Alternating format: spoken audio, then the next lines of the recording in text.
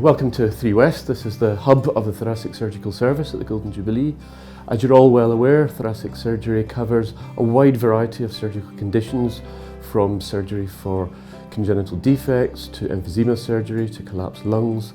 However, the single biggest important thing we do around here is primary lung cancer treatment for potential cure. Last year we did 509 lung resections for lung cancer, the biggest in the whole of the UK. As you well know, over the past 10 years we've continually been one of the top 3 in terms of volume for lung cancer surgery. In the last year it really has been business as usual.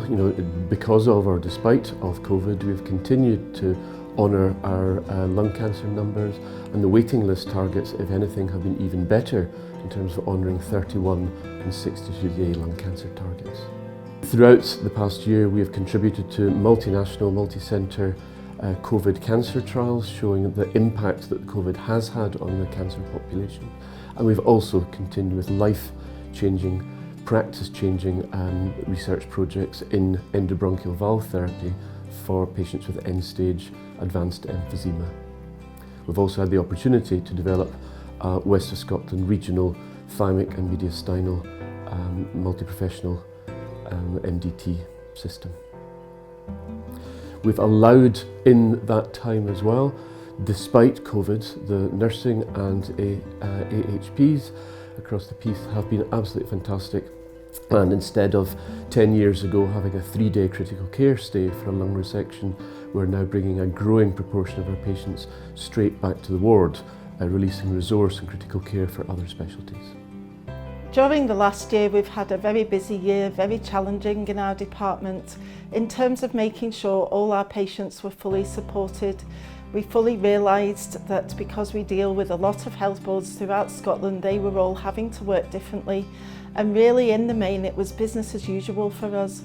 So it was very important we had to increase the amount of time we spent with patients on the telephone and make sure that everybody was fully informed and everything was coordinated, because we realised our colleagues throughout Scotland were having to work differently because of the ongoing situation.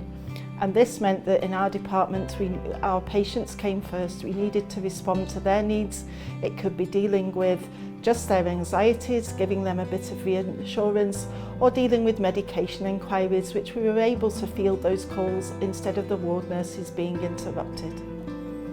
From the thoracic surgery point of view, in the future we are looking to support the physios with their ideas for prehabilitation of our patients. We believe that our patients should be maximised in order to deal with their thoracic surgery, and we fully support the physios in that prehab, and we're really excited about it. We're going to start a project where some of our thoracic patients walk to theatre for their lung surgery instead of being pushed in a trolley.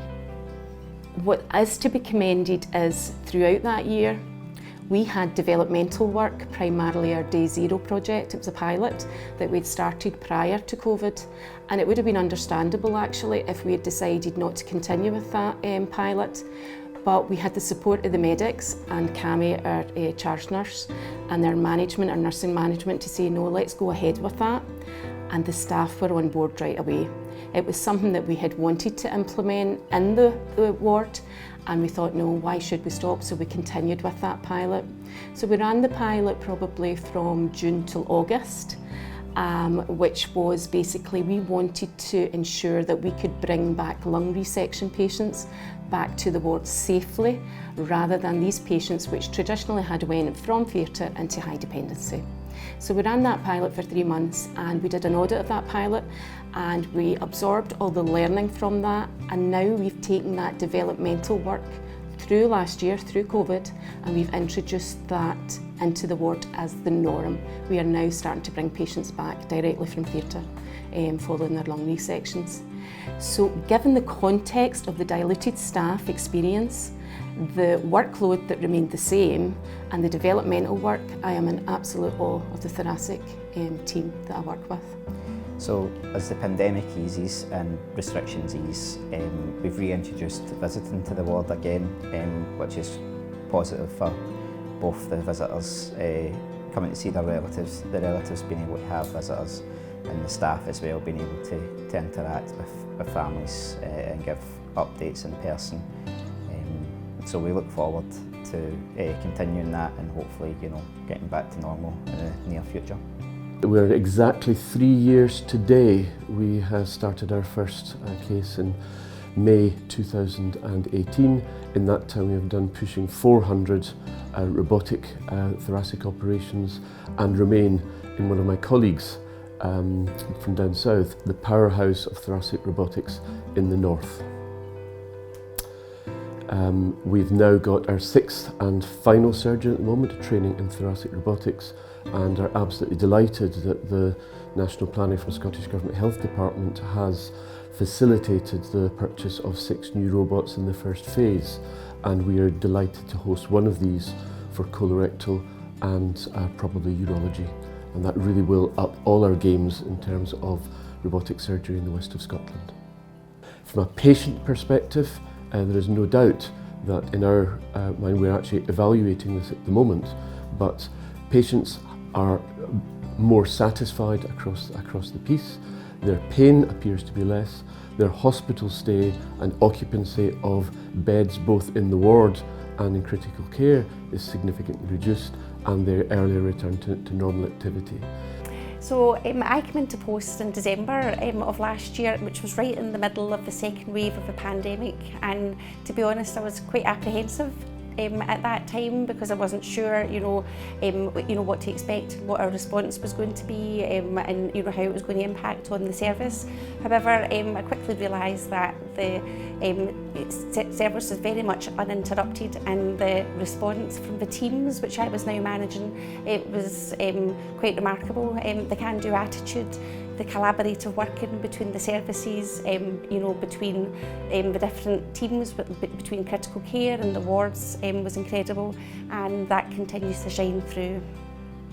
So I had a telephone consultation with Mr Asif on Friday, admitted to the Jubilee on Monday, operation on Tuesday, and we're now sitting on Thursday and I'm going home.